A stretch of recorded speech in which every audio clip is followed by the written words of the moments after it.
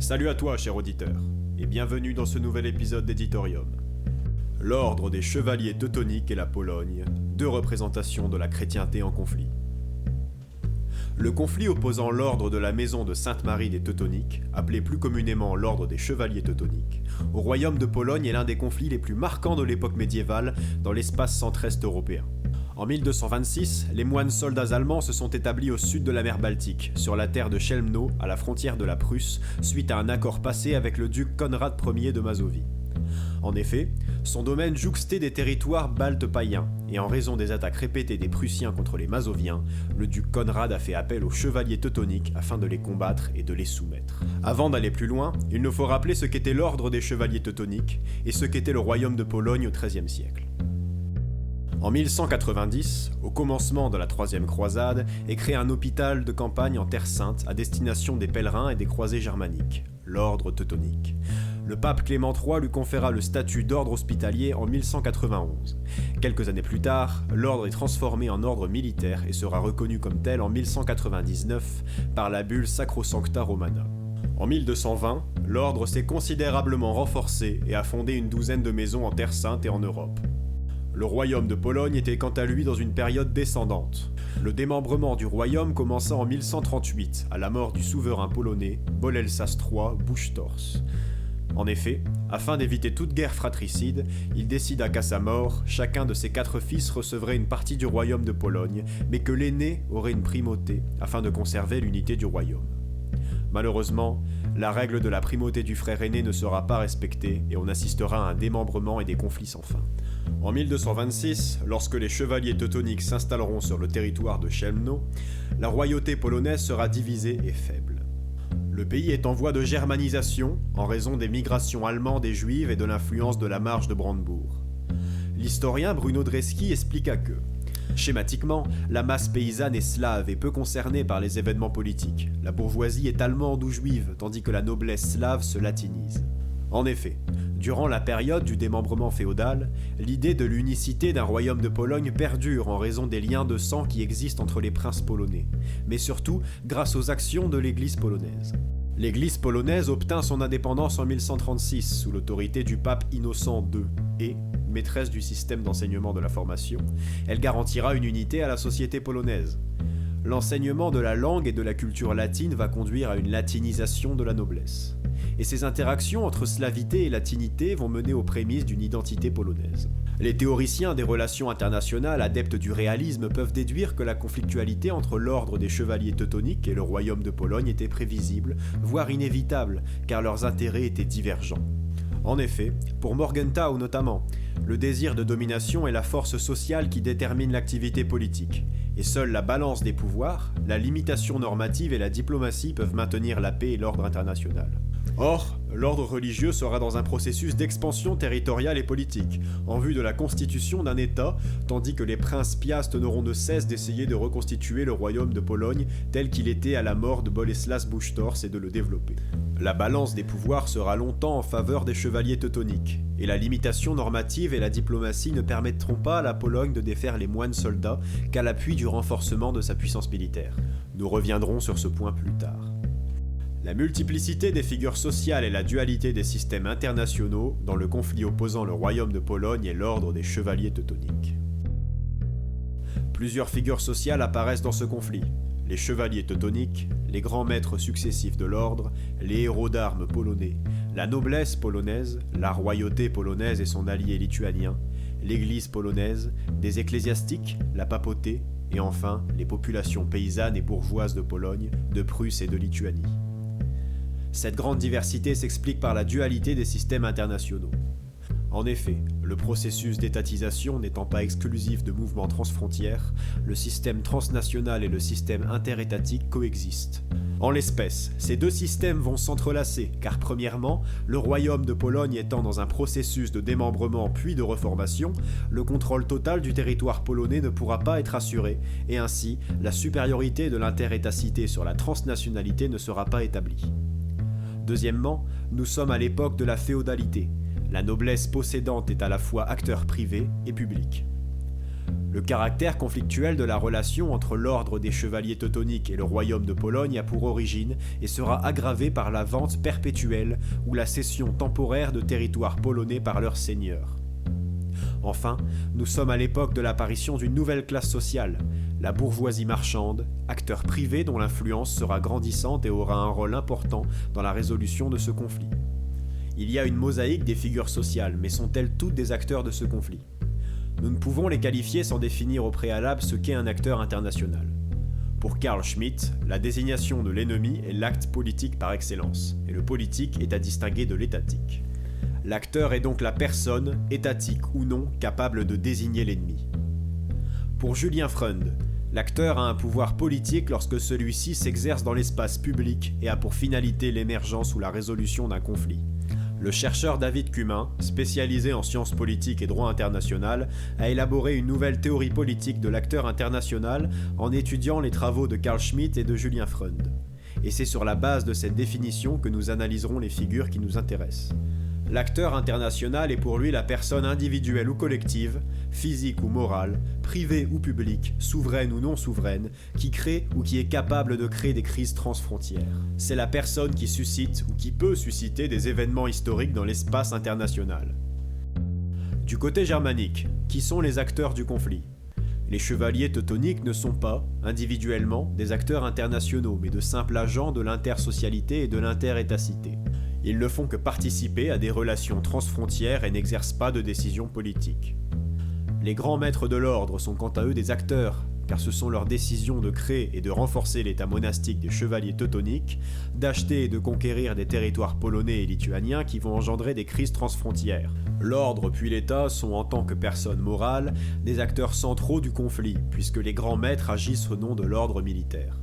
Enfin, la paysannerie allemande et balte vivant dans les territoires contrôlés par l'ordre teutonique n'est elle aussi pas un agent de l'intersocialité et de l'interétacité, même si elle est la première à subir les conséquences de ces situations conflictuelles, notamment les massacres, destruction des villages, christianisation forcée pour la paysannerie balte, acquisition de terres et stricte soumission aux lois érigées par l'ordre pour la paysannerie allemande. La qualification de la grande bourgeoisie allemande vivant en Prusse est quant à elle difficile. Les bourgeois allemands de ce territoire sont des personnes physiques de droit privé et non souveraines, mais la rébellion d'une partie d'entre eux afin de défendre la liberté humaine et leur intérêt économique, rassemblés au sein de l'Union prussienne, va faire basculer le conflit puisque l'Union s'alliera à la monarchie polono-lituanienne et permettra à la Pologne de remporter la guerre de 13 ans de 1454 à 1466. Du côté polonais, qualifier le rôle de la chevalerie polonaise nous permet de mettre en lumière un fait peu mentionné. Les chevaliers polonais sont, tout comme les teutoniques, de simples agents dans ces situations conflictuelles. Ils n'ont pas de pouvoir politique et n'influent pas sur l'apparition ou la résolution de crises transfrontières, même si les héros d'armes avaient des fonctions de porte-parole et d'ambassadeurs du roi. En revanche, ils ont été des agents privilégiés de l'intersocialité. La relation entre l'ordre des chevaliers teutoniques et le royaume de Pologne est une succession de périodes de crise, de guerre et de paix. Ainsi, des coutumes venues de l'Ouest se sont implantées en Pologne, notamment la culture chevaleresque et les tournois. L'historien Stefan Kuczynski rapporte par exemple que l'un des héros d'armes du roi de Pologne, Paul Anlan, avait participé à des tournois chevaleresques à la cour du grand maître de l'ordre teutonique à Malbork. Il sera plus tard envoyé par le roi de Pologne à la cour du roi d'Angleterre Henri IV pour faire valoir la cause polonaise contre l'ordre teutonique. La haute noblesse polonaise sera un acteur important de la relation polono-teutonique. En effet, en raison des démembrements de Pologne de 1138 à 1320, la noblesse aura un pouvoir politique puissant et lorsque l'État aura retrouvé son unité, elle restera un acteur incontournable. Nous devons noter que la noblesse polonaise, tout comme les autres acteurs, agit pour favoriser ses propres intérêts. Ceux-ci sont parfois concordants avec les intérêts de la Pologne en tant qu'ensemble étatique, surtout lorsque la Prusse entravera fortement le développement économique de la Pologne, mais bien souvent divergents. Nous reviendrons sur ce point lorsque nous évoquerons la paix de Thorn en 1411. Concernant la monarchie polonaise, sa politique de réunification des provinces polonaises, de renforcement des institutions et sa politique de puissance en feront un acteur central. La monarchie sera aidée par l'Église polonaise, puis par la papauté, mais celles-ci ne peuvent être qualifiées d'actrices dans ce conflit. En effet, l'Église polonaise servira à la diplomatie polonaise, un aspect particulièrement important de ce conflit, mais qui ne change pas à lui seul l'orientation des événements.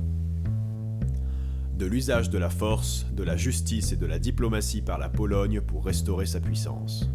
Morgenthau pensait que l'ordre international ne pouvait être préservé par la balance des pouvoirs, la limitation normative et la diplomatie, et le royaume de Pologne a dû user de ces trois moyens pour défaire l'ordre des chevaliers teutoniques. Entre 1226 et l'arrivée au trône de Ladislas le Nain en 1320, la situation est plus ou moins stable entre l'ordre militaire et le royaume de Pologne, car la famille royale et la noblesse polonaise sont focalisées sur les luttes internes de pouvoir. En 1309, l'ordre renonce aux croisades au Moyen-Orient et déplace son siège à Malbork pour signer son intention de se concentrer sur la christianisation de l'espace baltique, toujours majoritairement païen. La rupture entre les deux États a lieu sous le règne de Ladislas le Nain, lorsque les chevaliers teutoniques conquièrent en 1309 une partie de la Poméranie orientale, territoire polonais et non pas païen. De plus, ce territoire est fondamental économiquement car il est le débouché de la Pologne sur la mer Baltique. Face à cela, Ladislas le Nain et son successeur Casimir le Grand ne peuvent déclarer la guerre à l'ordre militaire car la puissance militaire polonaise est bien inférieure à celle des moines soldats. Par conséquent, le roi Casimir décide d'user de la diplomatie et de la justice pour contrebalancer l'ordre teutonique. En 1321 se tient un premier procès contre l'ordre des chevaliers teutoniques. Les juges condamnèrent l'ordre à restituer le duché de Pomérélie à la Pologne, ainsi qu'à verser 30 000 marks de dédommagement. Le jugement fut sans effet. Les juges étaient des ecclésiastiques polonais et l'ordre fit appel le même jour.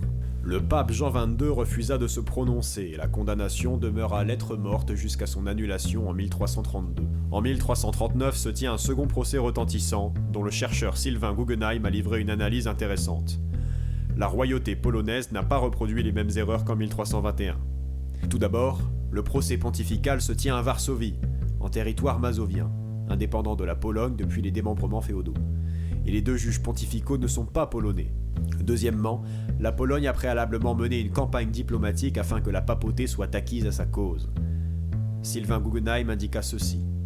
C'est donc à des nonces hostiles aux teutoniques que parvint la lettre de Benoît XII du 4 mai 1338, adressée à la fois au roi de Pologne et à l'archevêque de Gniezno. Évoquant la plainte de Casimir III à l'origine du procès, le pape rappelait l'ampleur et la nature des crimes commis par les teutoniques, que l'enquête de Jean de Saint-Théodore et de Pierre de Saint-Praxède avait établi. Il chargeait Pierre Gervais et Galard de Carcé d'enquêter au sujet de ces actes de violence, ut complementum justitiae faciant. Parmi les crimes dont les teutoniques étaient accusés figuraient, outre l'usurpation de terres appartenant au royaume de Pologne, de nombreux sacrilèges commis aux dépens des édifices religieux, des cités ou des forteresses, incendie de près de 100 églises, vols, meurtres et viols. Enfin, la Pologne usa quelque peu de moyens de rétorsion. Elle refusa à plusieurs reprises de payer le denier de Saint-Pierre, en expliquant que le montant de cet impôt devait baisser et baisserait à mesure que l'ordre des chevaliers teutoniques étendrait son territoire puisqu'il en était exempté. Les 44 documents notariés du procès sont toujours conservés de nos jours et comportent notamment des citations à comparaître, la bulle de Benoît XII du 4 mai 1338, dépêchant ses deux enquêteurs en Pologne, à la suite de la plainte de Casimir III, les 30 chefs d'accusation et l'audition des 126 témoins. Concernant la problématique de la donation perpétuelle ou non de territoire polonais, les pièces du procès ne permettent pas clairement de définir si l'ordre occupe illégalement ces territoires. De plus, l'ordre a refusé de participer au procès en arguant qu'elle était soumise à la seule justice de l'empereur allemand, ce qui est faux. Par conséquent, les enquêteurs ont basé leur décision sur la fama, ce qui est communément admis, ce que les parents ont vu, dit, entendu et transmis à leurs enfants, et les témoignages. Finalement, le 15 septembre, l'ordre teutonique est condamné et doit restituer à la Pologne plusieurs territoires récemment conquis comme le duché de Pomérélie ou obtenus un siècle auparavant, le Kulmerland et la terre de Dobryne. L'ordre religieux ne respecta pas la décision de justice, mais cette décision fut une victoire idéologique pour les Polonais et aggrava la perte de légitimité des actions menées par les moines soldats. En 1382, le roi de Pologne, Edwige d'Anjou, qui est une femme, épousa le roi païen de Lituanie, Władysław Jagiellon, afin de contrer l'expansion teutonique. À cette occasion, Edwige devient reine tandis que le roi Jagellon se convertit au catholicisme, faisant passer son pays dans le monde chrétien. Ce mariage exacerba le conflit polono-teutonique, car d'une part, la Lituanie était un état plurireligieux, comme la Pologne, avec une paysannerie largement païenne, une noblesse ruthène orthodoxe et une communauté tatare musulmane qui avait le droit de porter des armes. D'autre part, la Lituanie était extrêmement riche en raison de la richesse du sol rutène et recouvrir l'accès à la mer Baltique devint alors encore plus important pour le royaume de Pologne. Tout cela conduisit à la bataille de Grunwald en 1410. C'est une bataille grandiose avec près de 32 000 chevaliers teutoniques et 50 000 soldats polono-lituaniens, qui fut remportée par ces derniers. Malgré cela, la Pologne n'obtint pas d'accès à la mer Baltique, contrairement à la Lituanie qui recouvra le territoire de la Samogitie. Car une fois la bataille remportée, la noblesse polonaise préféra conclure une paix, la paix de Thorn en 1411, très en deçà des revendications polonaises afin de se focaliser sur l'exploitation des propriétés agricoles. Le royaume de Pologne tenta donc de nouveau de récupérer la Poméranie par la voie de la négociation. À la suite de cette défaite militaire, le prestige de l'ordre des chevaliers teutoniques fut fortement entamé et une opposition intérieure apparut au sein de la bourgeoisie prussienne. Cette bourgeoisie, et plus particulièrement celle de Danzig et Thorn, forma une union afin d'obtenir une liberté urbaine auprès de l'ordre teutonique. Une alliance, voire l'intégration de ces grands centres marchands dans le royaume de Pologne ou de Lituanie était de plus en plus souhaitable en raison des grandes exploitations de blé en Ruthénie. L'Union va ainsi s'allier au royaume de Pologne dans la lutte contre l'ordre religieux dans la guerre de 13 ans, de 1454 à 1566, et le camp polonais sera en grande partie financé par le trésor des deux grandes villes prussiennes précitées. L'ordre des chevaliers teutoniques va capituler, et le traité de Thorn sera signé en 1466, traité en vertu duquel la Prusse royale, la Poméranie orientale et la vieille Prusse est directement intégrée à la Pologne, tandis que la Prusse orientale devient un état vassal de la Pologne. L'ordre déplace sa capitale à Königsberg et le grand maître de l'ordre, Albert de Brandebourg, devient duc de Prusse. La notion de guerre juste aux prises de deux visions de la chrétienté. L'idée de la juste guerre est ancienne et son contenu a évolué au fil de l'histoire. Si elle était et est toujours admis que la réponse à une agression relève d'une cause juste de la guerre, les autres hypothèses sont sujettes à débat et à évoluer. L'imposition coercitive d'idées ou d'idéologies peut-elle être une cause juste de la guerre ? Durant le Moyen-Âge central ou classique, c'est-à-dire du Xe au XIIIe siècle, la christianisation des terres et la lutte contre le paganisme étaient considérées en Europe occidentale comme des motifs justes de la guerre. Ainsi, en 1193, le pape Célestin III lance officiellement les croisades baltes, puis en 1234, le pape Grégoire IX reconnaît la souveraineté de l'ordre des chevaliers teutoniques sur les terres prussiennes christianisées. En Pologne, mais aussi plus largement en Europe orientale, la situation est bien différente. Les souverains de ces États-là se sont convertis au christianisme bien plus tard. En 966 pour le souverain Polan Mieszko, en 988 en Ruthénie, en 1382 pour le souverain lituanien Jagellon. Donc la christianisation de la masse de la population paysanne n'est pas entièrement établie. De plus, la Pologne, tout comme la Lituanie, sont des États plurireligieux. En raison de l'adage selon lequel la religion du souverain est celle du peuple, et de la désignation des Juifs comme peuple déicide, les populations juives d'Europe occidentale subissent des expulsions et des massacres. Le roi Casimir le Grand prit la décision d'accueillir les Juifs fuyant l'Europe occidentale. À la fin du Moyen-Âge, 80% des Juifs européens vivaient en Pologne, notamment pour affaiblir l'influence de la bourgeoisie chrétienne allemande présente dans le royaume.